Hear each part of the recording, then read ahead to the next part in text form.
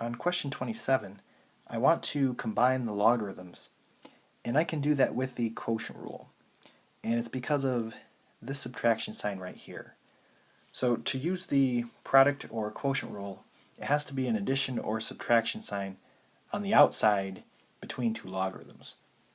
So these addition and subtraction signs that you see here, those really don't do anything because they're on the inside of logarithms. So this subtraction sign tells us to combine using the quotient rule.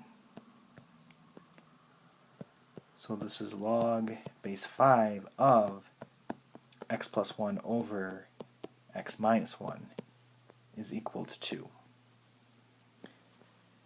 Okay, so you'll see that this is 2, this is not log of 2.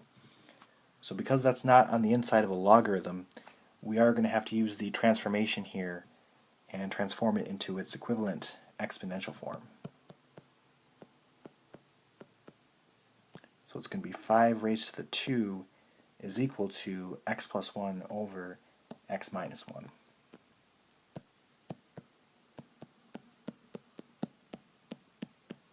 And 5 squared is 25.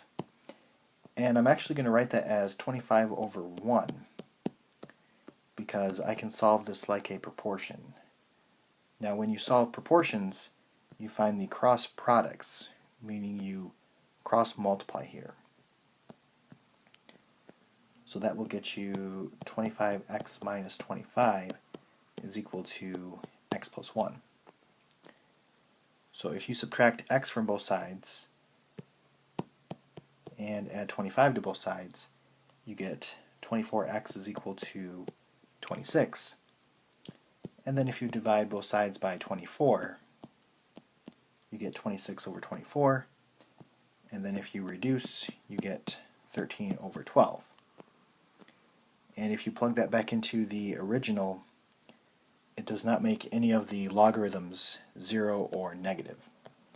So this will be our final answer.